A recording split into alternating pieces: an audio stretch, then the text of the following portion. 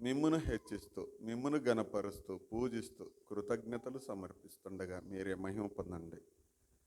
మా పిల్లలు నీటి కొరకై మరి నేను సిద్ధపడుతూ ఉన్నారు. ఆ, కాలేజీలలో చేరటానికి సిద్ధపడుతూ ఉన్నారు. మీదైనటువంటి స్వామి సహాయమును అనుగ్రహించి చేరవలసి ఉంది. దయ చొప్పున కరుణించమని మీ దయగలిగిన కృపగలిగిన చేతులకు అప్పగించుకుంటూ చదువునైన లేఖన భాగాలను దీవించి మాకింది. ఆరాధనలో మీరు మాకు వినిపించిన మాటలకై స్తోత్రం. మా ప్రభు వారి గొప్పతనం, మా బలహీనతను చూసుకునటానికి మా మీద మా ప్రభు వారికి ఉన్నటువంటి ప్రేమను బట్టి కృతజ్ఞతలు స్తుతులు చెల్లించడానికి ఇచ్చిన కృపకై స్తోత్రములు. మీ బిడ్డలు తమ కష్టార్జితంలో నుండి సమకూర్చిన సొమ్మును బట్టి కృతజ్ఞతలు. మీ బిడ్డలకు కావాల్సిన ప్రతిఫలం దీవెన దయచేయండి.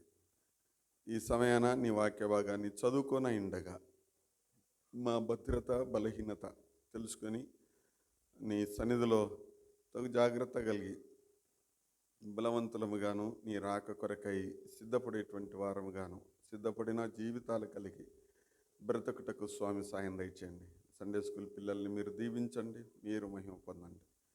కావలసిన విద్యాబుద్ధులు దయచేయండి. చిన్ననాటి నుండి మంచి చదువులు చదవటానికి కృప చూపించండి, దీవించమని అడుగుతూ వాక్య భాగమును నాయన మాకు ఆశీర్వదించి అనుగ్రహించాల్సిందిగా క్రీస్తు ప్రభువు అను శ్రేష్టమైన నామమున స్తుతించి అడుగుచున్నాము తండ్రి. రైట్. సమయంలో మనం 2 లేఖన భాగాలను మనం చదువుదాం. అందులో నుండి కొన్ని సంగతులను నేర్చుకుందాం. మొదటి మాటగా యిర్మీయా గ్రంథం 23వ అధ్యాయం 24వ వచనం. యిర్మీయా గ్రంథము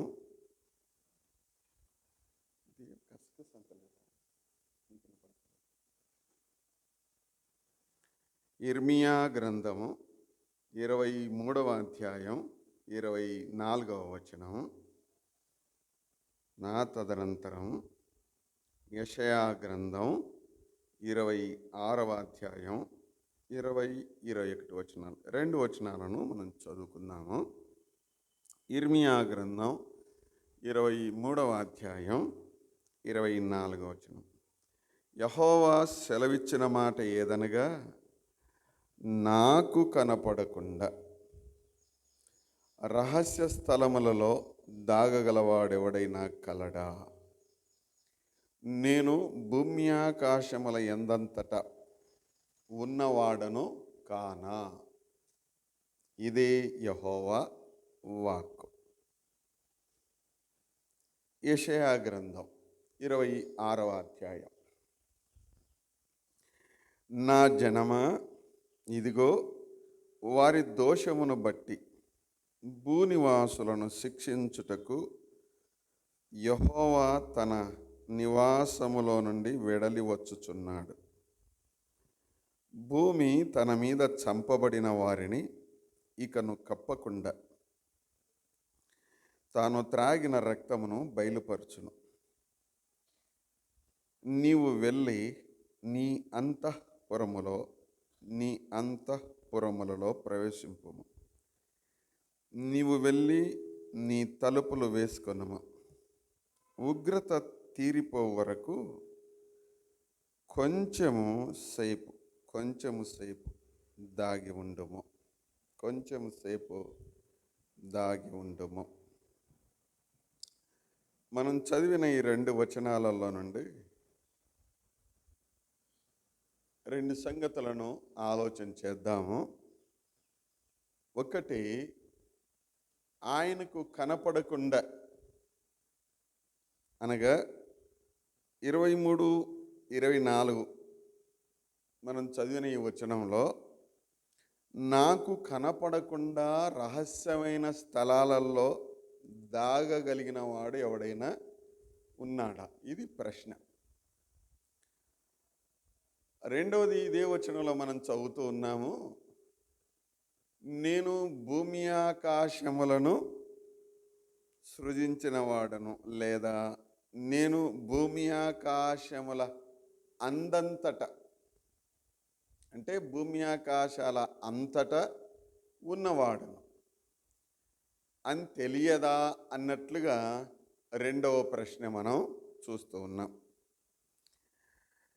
ఈ 2 వచనాలలో అనగా 23, 24లో మనం చదివేటువంటి మాట ఏంటంటే, నాకు కనపడకుండా దాక్కునేటువంటి వాడు ఎవడైనా ఉన్నాడా అనేటువంటిది ఆలోచన.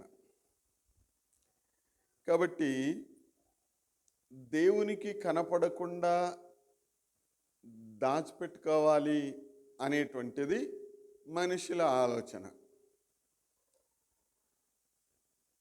దేవుడే దాచిపెడితే మనుషులు ఎంత వెతికినా కనపడరు.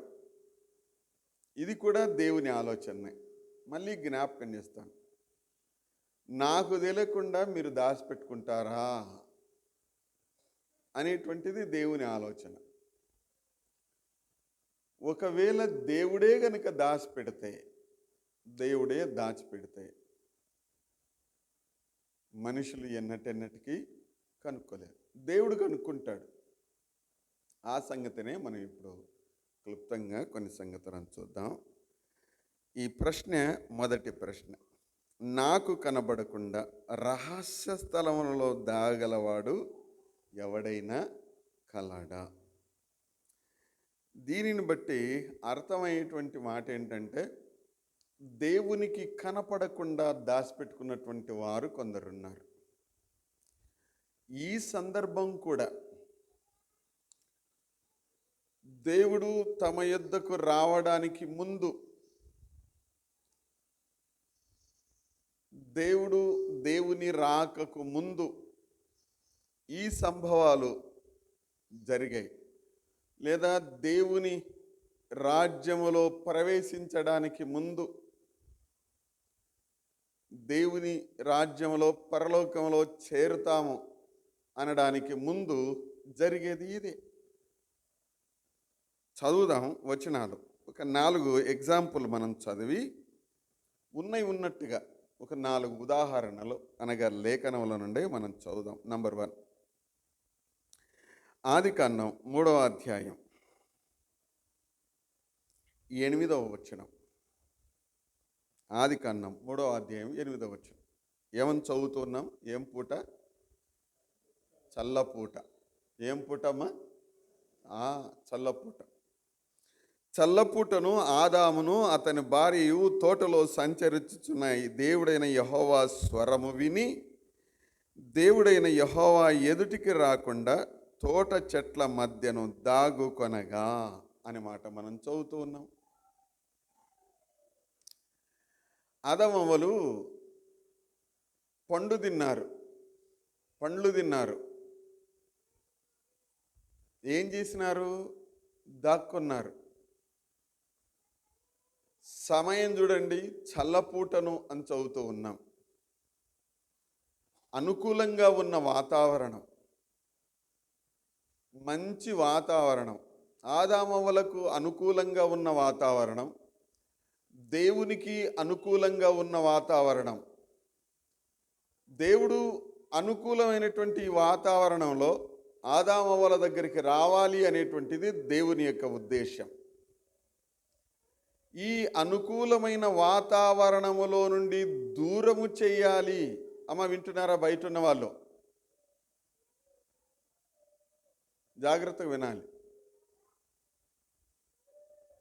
అనుకూలమైనటువంటి సమయంలోనే దేవుడు తన పిల్లలను దర్శించాలి అనేటువంటిది దేవుని ఉద్దేశం. ఇలాంటి పరిస్థితులలోనే దీన్ని బంద్ చేయాలి. ఆన్నే చూసుకుంటూ ఉన్నాను.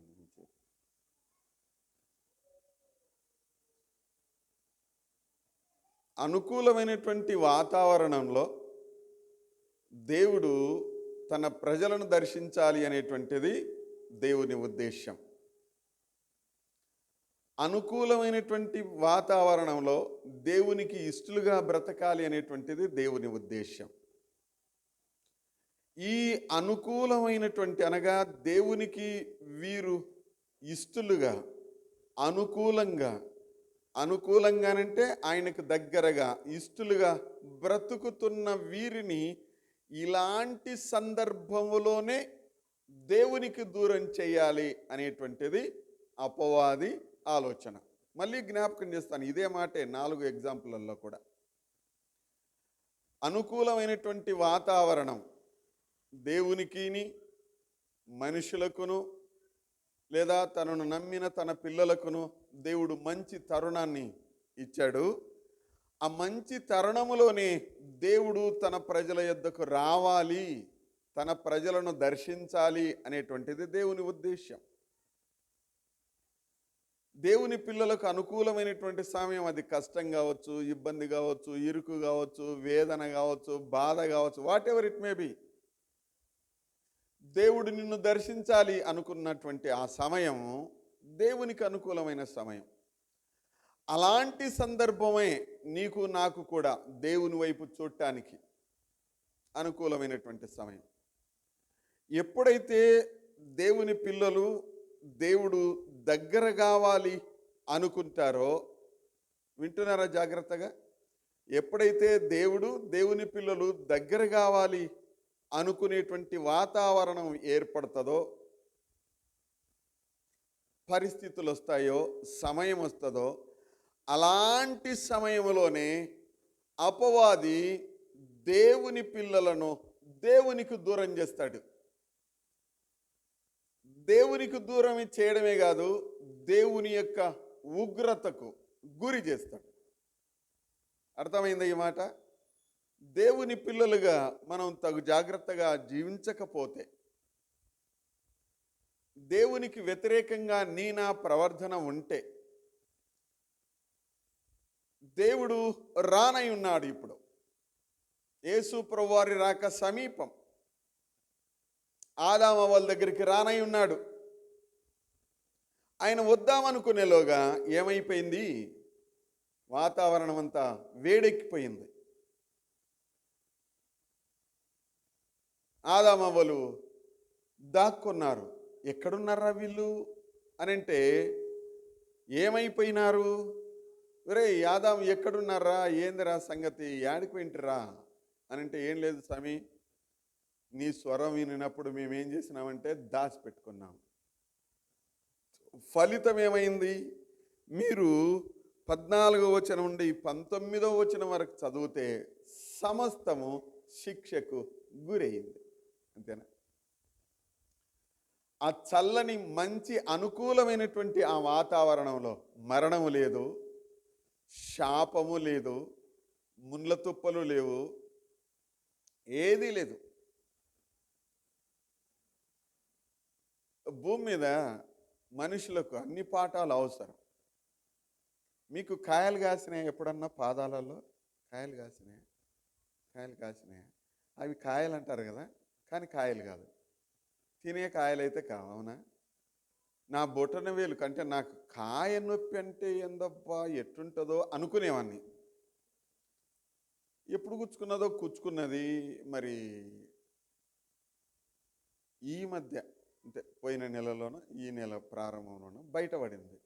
చాలా పెద్దగా అయింది నొప్పి. ఆ నొప్పి ఇట్లా నిలబడితే చాలు చాలా ఇబ్బందిగానే ఉంది.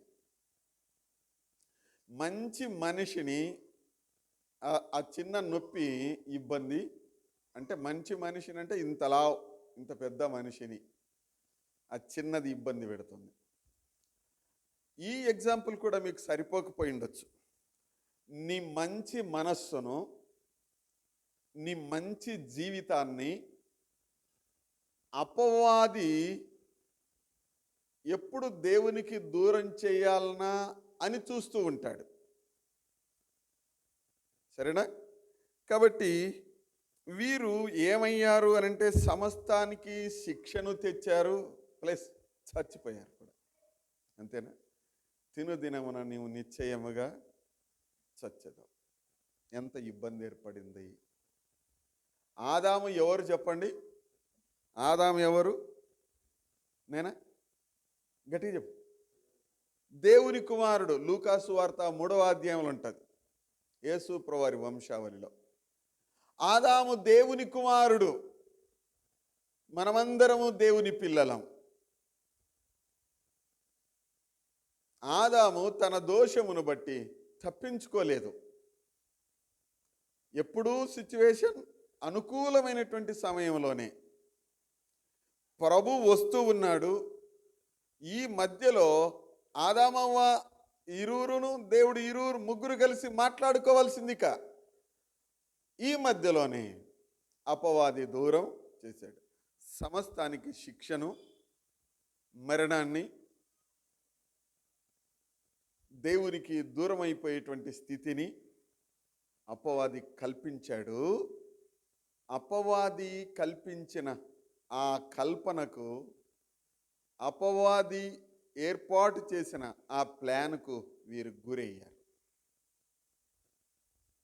రైట్, ముందుకు సాగుదాం. 2వ సంగతి కొరకు మీరు ఆలోచన చేయొచ్చు ఇక ఫలితాన్ని. కయీను 4వ అధ్యాయం 9వ వచనం. దేవుడు అడుగుతూ ఉన్నాడు, యెహోవా నీ తమ్ముడైన హేబేలు ఎక్కడ ఉన్నాడు అని కయీనును అడగగా అతడు, నేను ఎరగను, నా తమ్మునికి నేను కావలివాడనా అన్నాను. ఏం దాచిపెట్టినాడు? మరణాన్ని దాచిపెట్టాడు. ఆదామవ్వలు తమంతాము దాచిపెట్టుకున్నారు.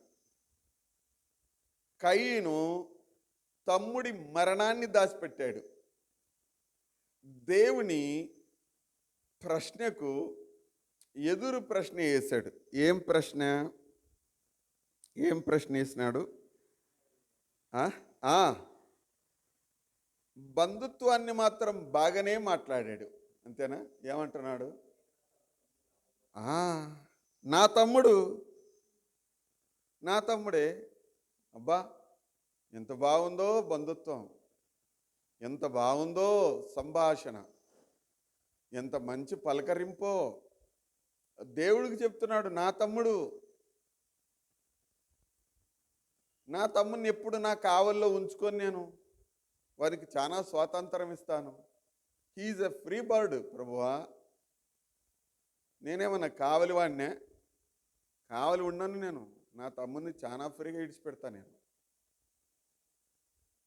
అతనికి ఏ అభ్యంతరం ఉండదు, ఎక్కడైనా తిరగవచ్చు. నా పెత్తనం ఏమీ ఉండదు నా తమ్ముని మీద. తన ఆలోచనలు ఎలా సాగాయో దేవుని ఎదుట కానీ దేవుడు చూశాడు. మంచి అనుకూలమైనటువంటి సమయమే, ఆరాధనా సమయం ఇది.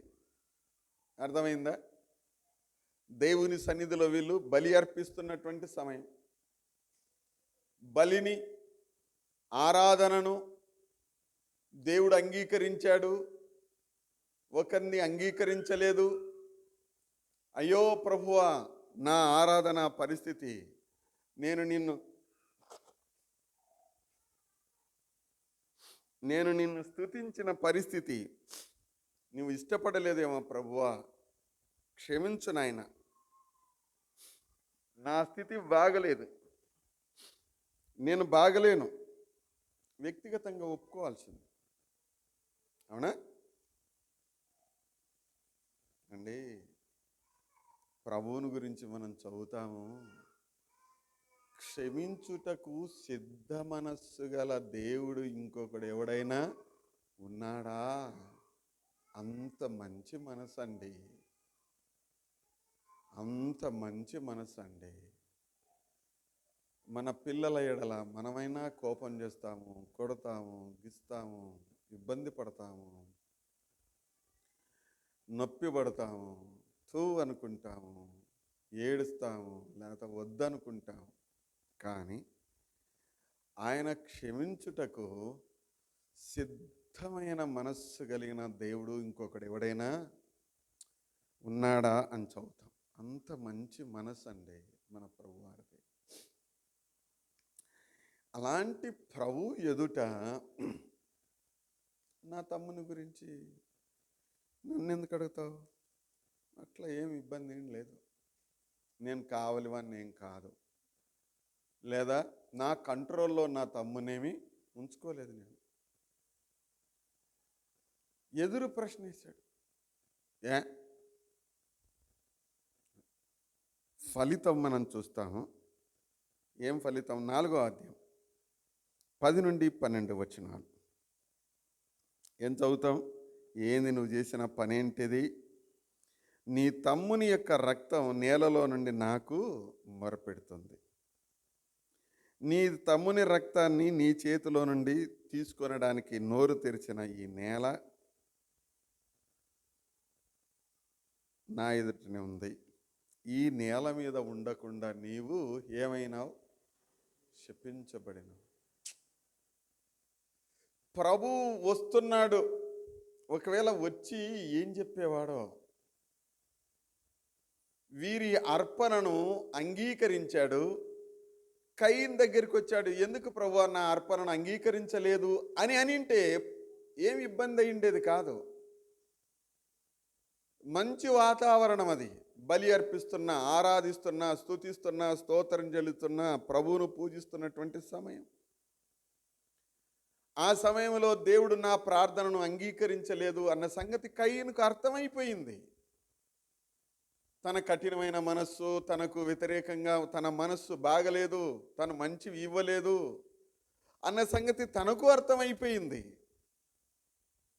తనకు అర్థమైపోయి ప్రభువా అనింటే బాగుండు, ఒరే సేనుకోదని రారా అన్నాడు. లేపేసినాడు.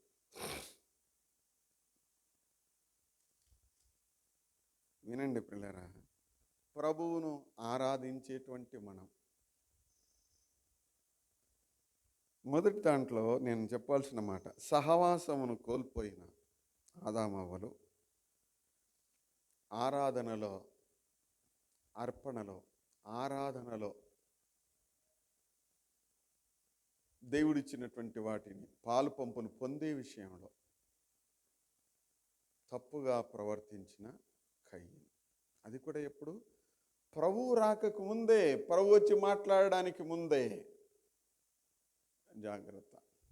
ఆరాధన క్రమం విషయంలో తప్పిపోయిన కయీను, సహవాసంలో తప్పిపోయిన, ఆరాధన క్రమం విషయంలో తప్పిపోయిన కయీను. 3వ సంగతి, యోనా ప్రయత్నం ఏం చేసినారు? ఆదామవ్వల ప్రయత్నం పండ్లు తినడం, కయీను ప్రయత్నం తమ్ముని చంపడం, యోనా ప్రయత్నం 1వ అధ్యాయం 3వ వచనం. అయితే యెహోవా సన్నిధిలో నుండి తర్షీషు పట్టణమునకు పారిపోవాలనని యోనా యొప్పేకు పోయి తర్షీషునకు పోవు ఒక ఓడను చూసి ప్రయాణమునకు కేవు ఇచ్చి యెహోవా సన్నిధిలో నిలువక ఓడవారితో కూడి తర్షీషునకు పోవుటకు ఓడ ఎక్కాను. ఫలితం ఏమైంది? యోనా దేవుని సన్నిధిలో నుండి తప్పించుకోవాలని, పారిపోవాలని యోనా చూశాడు. యోనా ఎవరు? ప్రవక్త, దేవుని దాసుడు. యోనా పారిపోయిన స్థితిని మనం చదువుతున్నాం, తెలిసిన స్టోరీయే. అయితే ఫలితం ఏమిటి? 17వ వచనం. ఫలితం 17వ వచనం. గొప్ప మత్స్యం ఒకటి యోనాను మింగవలనని యెహోవా నియమించి ఉండగా యోనా 3 దినములు ఏడున్నాడమ్మా? నిజానికి ఏడుండాలా యోనా? మీరు 4వ అధ్యాయంలో, మనం 2వ అధ్యాయంలో చదివితే దేవుని మందిరం చూడాలనుకున్న యోనా, అంటే దేవుని మందిరంలో ఉండాల్సిన యోనా, దేవుని మందిరంలో ఉండాల్సిన యోనా, దేవుని ప్రజల మధ్యన ఉండాల్సిన యోనా, దేవుని వాక్యాన్ని ప్రకటించాల్సిన యోనా, దేవుని ప్రజల క్షేమం కొరకు ప్రార్థించాల్సిన యోనా, దేవుని మందిరంలో ఉండి వచ్చిపోయే ప్రజలకు దేవుని సన్నిధిని, దేవుని వాక్యాన్ని అందిస్తూ ప్రార్థించాల్సినటువంటి, దీవించాల్సినటువంటి యోనా గారు ఇప్పుడు ఎక్కడున్నాడు? యాన్నో ఓడ అడుగుకు వెళ్ళిపోయాడు. అనుకూలమైనటువంటి సమయం ఏంటంటే నినవేకి వెళితే దేవుడు నినవేను దర్శించేటువంటి సమయం అది. అయ్యా నువ్వు పోయి ప్రకటించిపోయా అంటే నినవేకు యోనాతో పాటుగా దేవుడు వెళ్ళేటువంటి సమయం అది. దేవుడు ఎప్పుడు కూడా తన పిల్లలను ఒంటరిగా విడిచిపెట్టాడు. పో నీ సావు నువ్వు సావు పో అన్నాడు దేవుడు. మనమైతే అంటాం కోపం వచ్చి. దేవుడు అలా అన్నాడు, తన బిడ్డలను ఎప్పుడు కూడా మిమ్మల్ని నేను అనాథలుగా విడిచిపెట్టను అనేటువంటిది దేవుని యొక్క పిలుపు లేదా దేవుని వాగ్దానం. యోనా పారిపోయాడు. ఏమేం జరిగింది తెలిసిన?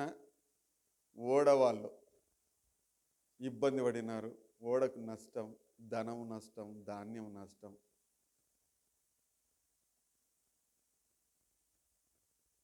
ఎంత ఇబ్బందికరమైనటువంటి పరిస్థితి.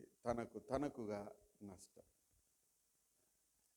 దేవుని పిల్లలుగా యోనా తనతో పాటుగా ఉన్నాడు. ఇప్పుడు దేవుడు మాట్లాడినాడు తనతో. పదమా పోయి నినవేకు పోయి నువ్వు ప్రకటిస్తూ ఉండు, నేను వస్తా. పదమా నువ్వు పో, నేను వస్తా కానీ, నీకంటే ముందు నేను ఉంటా కానీ దేవుడు చెప్పాడు. దేవుని నోటి మాటను నినవే పట్టణస్థులకు చెప్పడానికి బదులుగా తను పారిపోయినటువంటి సంగతి చూస్తాం. మూడో సంగతి ఏంటంటే, ఇవంతా కూడా దేవుని సహవాసంలో నుండి పారిపోవడమే మనం చూస్తాము. ఈ విషయంలో మనం ఏం చూస్తున్నాము అని అంటే,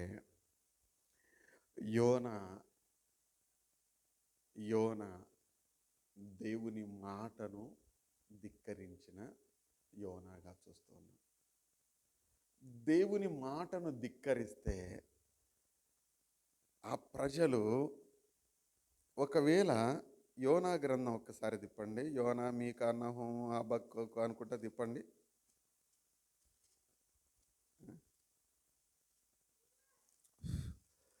ఆ ప్రజలు చూడండి, ఆ ప్రజలందరూ యోనా గ్రంథంలో పేజ్ నెంబర్ 763లో ఆ ప్రజలు ఏమైనారు? 3:10 నినవే వారు తమ చెడు నడతలు మానుకొనగా వారు చేయుచున్న క్రియలను దేవుడు చూచి పశ్చాత్తాపుడై వారికి చేయుదునని తాను మాట ఇచ్చిన కీడు చేయక మానెను. నాకెళ్ళి చూడండి, దేవుని సహవాసంలోనికి వచ్చిన ప్రజలు, దేవుని క్షమాపణను అనుభవించిన ప్రజలు. దేవుని సహవాసంలో ఉన్న యోనానేమో దేవునికి దూరం అయిపోయినాడు. దేవుని యొక్క కీడు నుండి, దేవుని యొక్క శిక్ష నుండి దూరం అయిపోయినటువంటి, లేదా ఎలాంటి శిక్ష లేని యోనా గారు ఇప్పుడు శిక్షకు గురైనాడు. ఈ ప్రజలు ఏమైనారు? యోనా గారు గనక వచ్చింటే, దేవుని మాట వినింటే, దేవుని సహవాసంలోనికి వీరిని నడిపించేటువంటి వాడు. అంతేనా? రే ఎట్టొచ్చినవరా నువ్వు అనంటే, ఏం లేదు యోనన్న అనేతనే, యోనన్న సార్ వచ్చినాడు, ప్రవక్త మాకు చెప్పినాడు, మీ బుద్ధులు మార్చుకోవాలి చూడరు, మీరు ఇట్లా కోతి కథలు కొమ్మచ్చి కథలు చేస్తే మాత్రం దేవుడు శిక్ష విధిస్తాడు అని మమ్మల్ని మందలించినాడు. కాబట్టి మేమేం చేసినాం, మా బుద్ధి అంతా మార్చుకున్నాం, మా ప్రవర్తన మార్చుకున్నాం. అంతే కదా ఇక్కడ ఉండేటువంటి వచనం మనం చదివితే. తమ చెడు నడతలను అడున్న మాట అదేనా? నినవే వారు అన్యులు వీరు యెహోవా దేవుడు కలిగినటువంటి జనులు కాదు.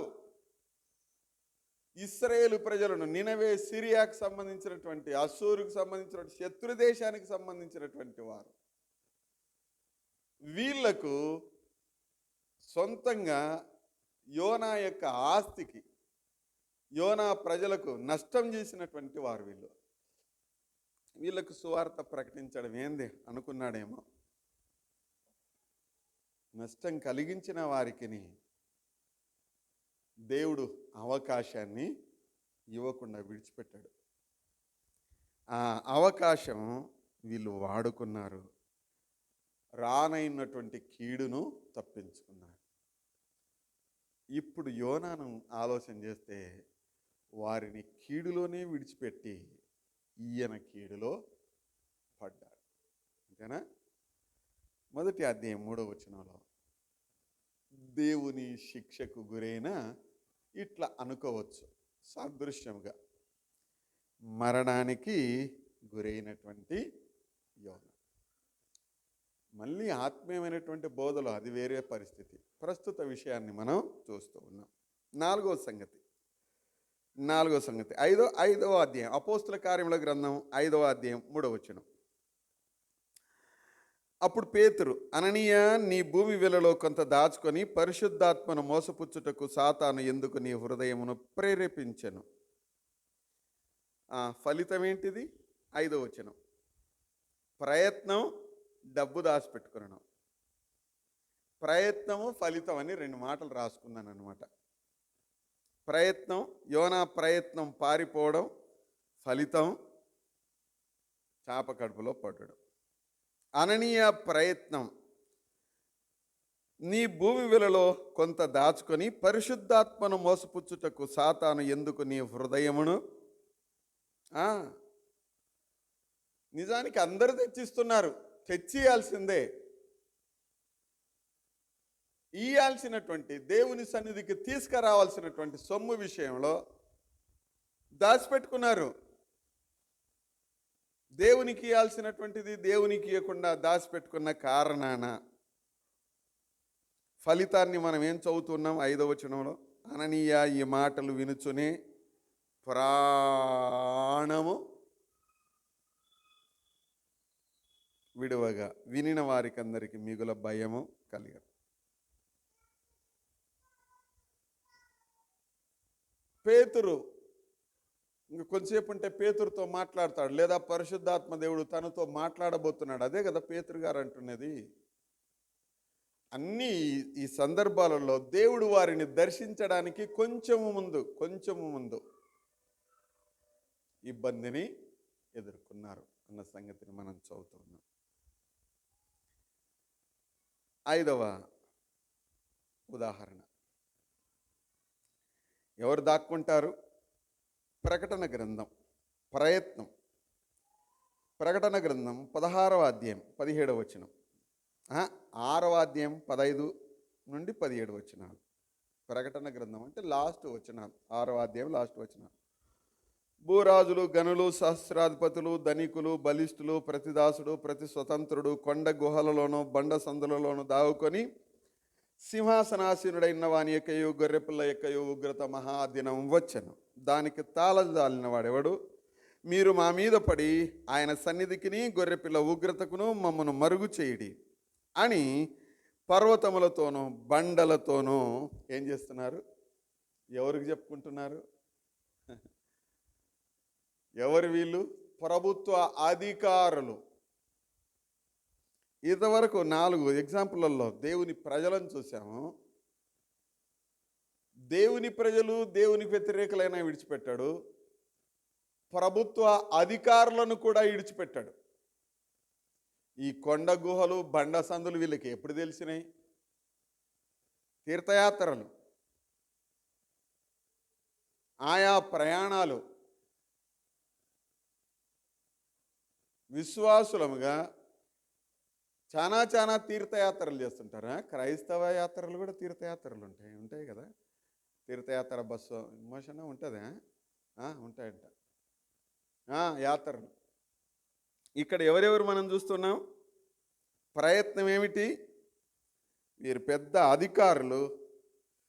ప్రభు వస్తున్నాడన్న సంగతి తెలుసు. ఎక్కడ పోయినారు? కొండ గుహలలో, బండ సందులలో దాక్కోవాలని వెళ్ళారు. హత్యాదోషం ఎవరి మీద మోపుతున్నారు వీళ్ళు? వచనం చూడండి. ఎవరు చంపాలా మమ్మల్ని? ఎవరు చంపాలా? చూడండి, వచనం చూడండి. మీరు మా మీద పడి మీరు మమ్మల్ని చంపండి. నువ్వే చావచ్చు కదా, వీళ్ళే చావచ్చు కదా. అయితే ఎవరు చంపినారని దేవుని దగ్గరికి నిలబడితే, ప్రభువా నీ దెబ్బకు భయపడి మేము ఆ కొండ గుహలో దాపెట్టుకోయింటిమి. ఒకవేళ నువ్వు వచ్చింటే ఇంకెట్నన్నా కానీ తప్పించుకొని వస్తుమేమో. అదిగో ఈ రాయి నా మీద పడి నన్ను చంపింది ప్రభా. ఈ రాయి, ఆ రాయి మీద నేరం మోపుదామనా కదండి. ఫలితం ఏమిటిది? తదనంతరం మీరు 7వ అధ్యాయం నుండి చూస్తే దేవుని ఉగ్రత, ఇదే 17వ వచనంలో దేవుని ఉగ్రత, గొర్రెపిల్ల ఉగ్రతను మనం చూస్తూ ఉన్నాం. ఈ 5 ఉదాహరణలలో ఎవ్వరు కూడా దేవుని నుండి దాచిపెట్టుకోలేరు. దేవుని రాక సమీపం. దేవునికి వ్యతిరేకంగా ఏం చేసినా వీళ్ళ తిండి విషయంలో దాచిపెట్టుకోలేకపోయారు. కయ్యను హత్య విషయంలో దాచిపెట్టుకోలేకపోయాడు. యోనా పారిపోయే విషయంలో దాచిపెట్టుకోలేకపోయాడు. అననీయ సప్పీరాలు తమ డబ్బు విషయంలో దాచిపెట్టుకోలేకపోయారు. భూరాజులు, గనులు, శాస్త్రాధిపతులు, ప్రభుత్వ అధికారులు, ప్రపంచ అధికారులు కూడా దాచిపెట్టుకోలేరు. ఎవరు దాచిపెట్టుకుంటారు? ప్రభువుని గురించి మనం చదువుదాం చూడండి. 2వ మాట, నేను ఎందుకు దాపెట్టుకోలేరు అని అంటే, ఈ వచనంలో మనం ఏం చదువుతున్నాం? నేను భూమి ఆకాశముల అన్నంతటా ఉన్నవాడు. ఎందుకు దాచిపెట్టుకోలేరు? ఆయన భూమి ఆకాశముల అన్నంతటా ఉన్నవాడు. దేవుని గురించి 2-3 వచనాలు చదువుదాం. మొదటిది ఇర్మియా గ్రంథం 32:17. ఎలాంటి దేవుడు అని మనం చదివితే,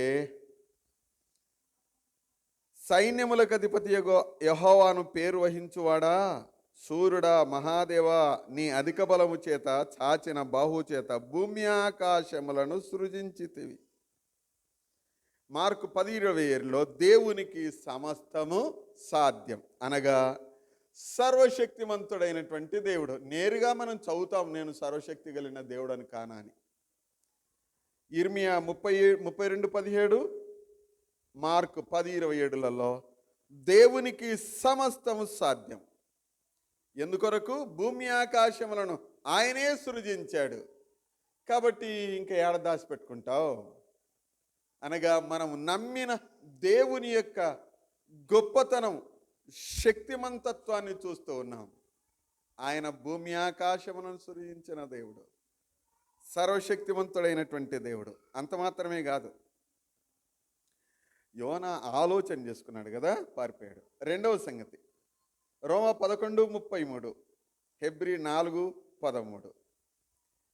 రోమా 11:33 ఏం చదువుతాం? ఆహా, దేవుని బుద్ధి జ్ఞానముల బాహుళ్యం ఎంతో గంభీరముడు, ఆయన తీర్పులు శోధింప ఎంతో అసఖ్యములు, ఆయన మార్గములు ఎంతో అగమ్యములు. హెబ్రీ 4:13, ఆయన దృష్టికి కనబడని సృష్టం ఏదియూ లేదు.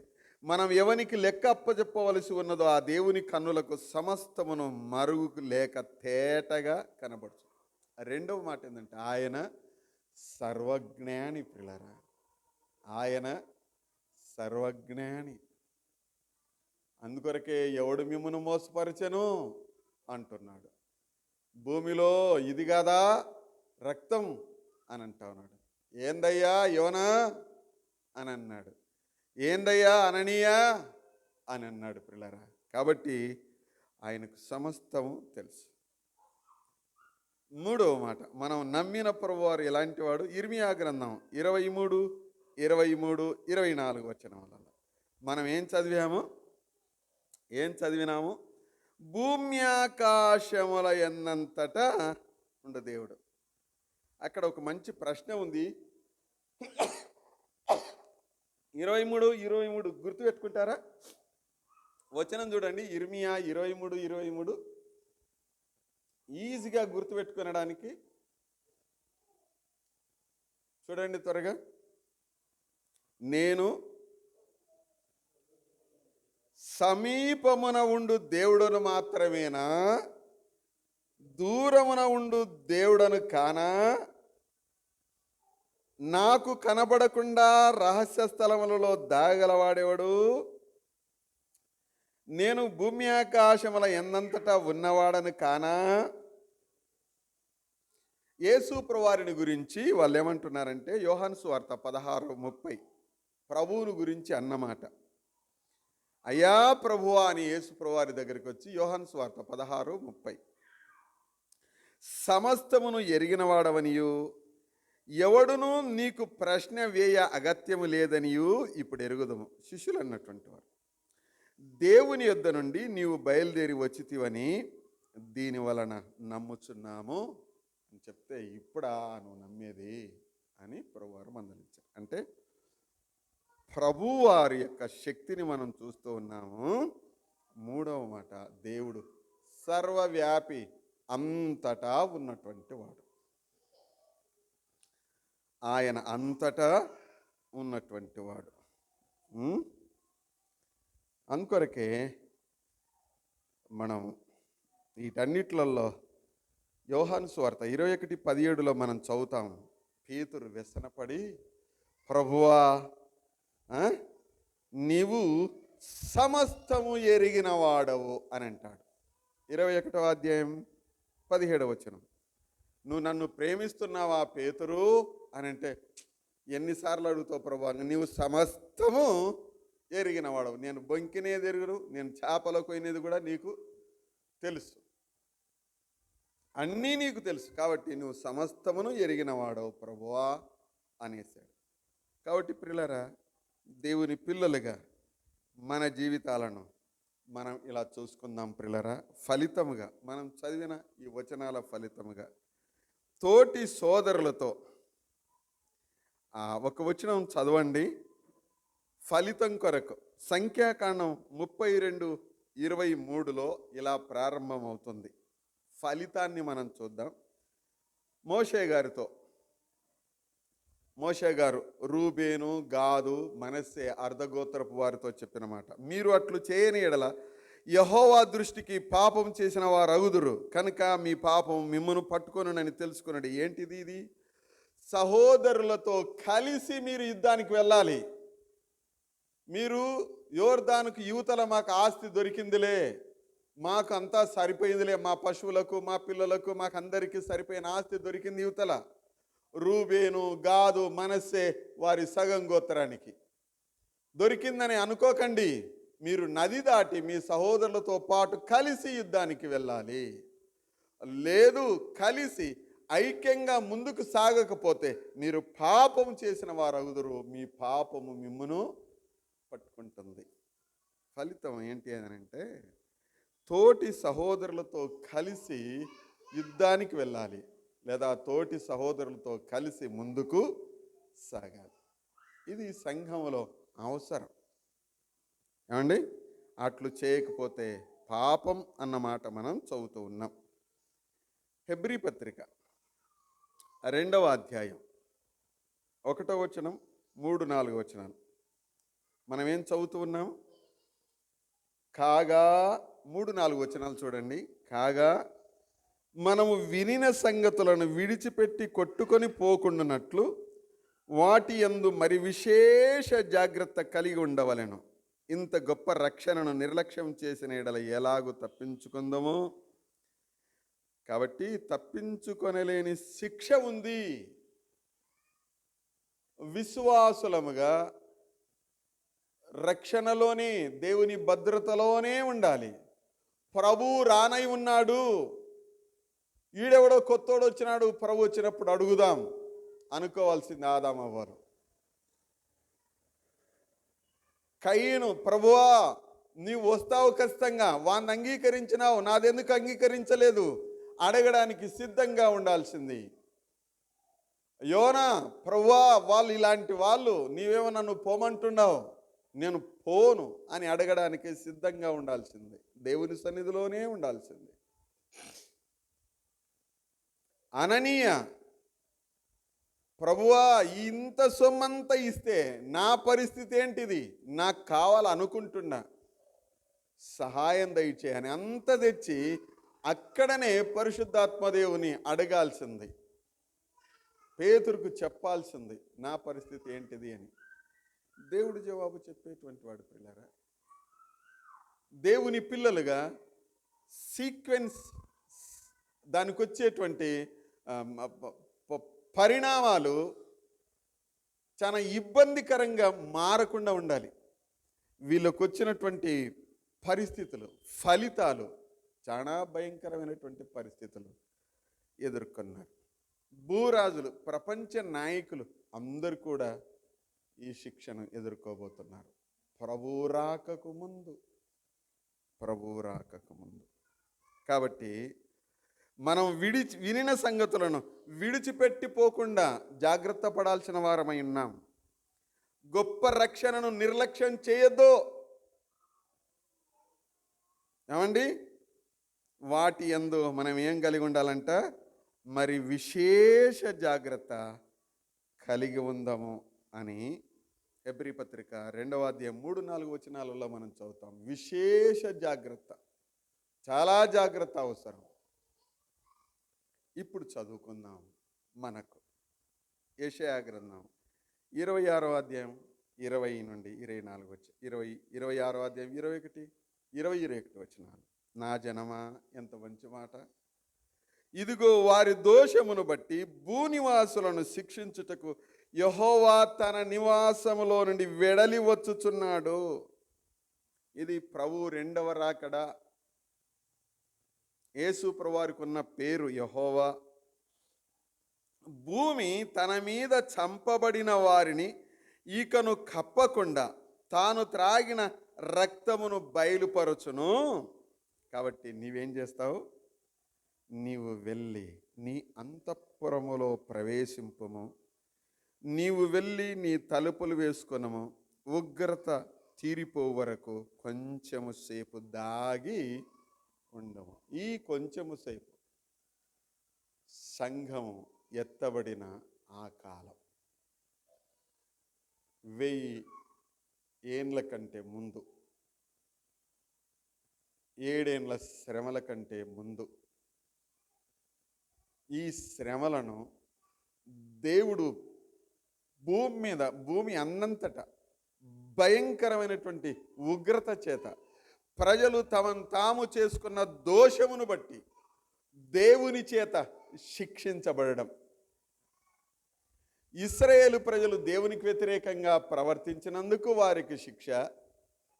దేవుని ప్రజలైన వీరిని శిక్షించడానికి అన్యులు బయలుదేరినందుకు దేవుని చేత వారికి శిక్ష. మొత్తానికి భూమండలమంతా రక్తమయం. ఇలాంటి శిక్షాకాలంలో తన సంఘం, విశ్వాసులు, దేవుని పిల్లలు కొంచెము కాలం దాచిపెట్టుకొని ఉండండి. ఎంత మంచి మాట! నీ అంతఃపురములో ప్రవేశించము. ప్రస్తుతానికి భూమి మీద మన అంతఃపురం, భూమి మీద మన ప్రార్థనా గది, సంఘం. ప్రస్తుతానికి భూమి మీద మన అంతఃపురం, సంఘం. ఇదే మన దాగు చోటు, మనం కూడుకునే చోటు, ఉండాల్సిన చోటు. నిర్లక్ష్యము చేయకూడదు. నీవు వెళ్ళి నీ తలుపులు వేసుకొని ప్రార్థన జీవితంలో ఎంత అవసరం. ఒక ఉగ్రత భూమి మీదకి రాబోతుంది. కొంచెం కాలం దాగి ఉండము. ఆ దాచిపెట్టడానికి స్వయంగా ప్రభువే పిలువబోతున్నాడు. కాబట్టి జాగ్రత్త పడదాం. దేవుని రాక కొరకు సిద్ధపడదాం. ఎవరము ఎక్కడ దేవునికి వ్యతిరేక కార్యాలు చేసి దాచిపెట్టుకోలేము. కానీ ఈ లోకం మీదకి దేవుని ఉగ్రత నుండి తప్పించుకొనడానికి మాత్రము దాచిపెట్టుకోవచ్చు. ఆ దాగు చోటు భక్తుల జీవితాలలో ఇన్ని వచనాలు మనం చూస్తాం. నా దాగు చోటు నీవే, నా కొండ, నా ఆశ్రయం, నా దుర్గమని. ప్రభు పిల్లలుగా మనం దాగు చోటు సంఘం, ఆయన శరీరం. సంఘాన్ని నిర్లక్ష్యము చేసి సంఘము కాదని మనం ఏమీ చేసుకోలేముగా. కాబట్టి సంఘముగా కూడుట, దేవునితో సహవాసం కలిగి ఉండుట అన్న సంగతిని ఎరిగి దేవునికి ఇష్టలంగా దేవుని సన్నిధిలో, దేవుని ఆశ్రయంలో మనల్ని మనం దాచిపెట్టుకుందాము గాక. దేవుడు మాటలు మన కొరకై దీవించును గాక. ప్రార్థన చేద్దాం. తల వంచండి. ప్రార్థన. దయాళుడు అయినటువంటి తండ్రి, స్తోత్రాలు చెల్లిస్తూ ఉన్నాం. దయగలిగిన ప్రభువా, మీదైనటువంటి కృప కనికరముల కొరకై కృతజ్ఞతలు. మానవులు మీ నుండి దాచుకోలేరు, ఎందుకంటే మీరు సమస్తం ఎరిగిన దేవుడవని, భూమి ఆకాశముల సృష్టికర్తవని మిమ్మల్ని గురించి మీరు చెప్పిన మాటలు మీ గ్రంథంలో మీ ఉదయకాలం చదువుకున్నాము. స్తోత్రాలు. అదే సందర్భాన మా ప్రభు ఎంత గొప్పవాడో అన్న మాటకై వేవేల కోట్ల స్తోత్రములు. మమ్మను రక్షించిన మా ప్రభువా, మా దాగుచోటు మీరే, మమ్మల్ని తీసుకొని పోవడానికి రానయ్యున్నందుకు స్తోత్రం చెల్లిస్తూ ఉన్నాం. ఈ మాటలను నీ బిడ్డల హృదయాలలో భద్రపరచండి. సమయానుకూలంగా కొంచెములో మీరు రానయ్యున్నారు, కొంచెములోనే మీరు రానయ్యున్నారు, మమ్మల్ని దాచిపెట్టబోతున్నారు.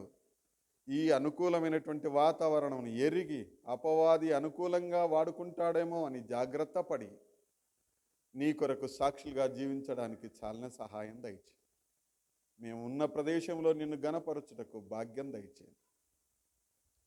నీ బిడ్డల కష్టమును మీరు తీర్చండి, ఫలితం దయచేయండి, మంచి కాలమును దయచేయండి. కూలి వారికి కూలీలు లేవు ప్రభువా, రైతులకు సరైనటువంటి వర్షాలు లేవు.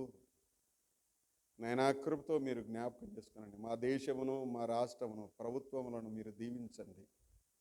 అధికారులను నేను తెలుసుకునే భాగ్యము దయచేయండి. మీరు మహిమ ఘనత ప్రభావాలు పొందాల్సిందిగా వేడుకుంటూ స్తోత్రం చెల్లిస్తూ తిరిగి మా ఊర్లకు వెళ్తూ ఉన్నాం. నాయనా, మా అందరితో మీ సన్నిధి మీ తోడుంచండి.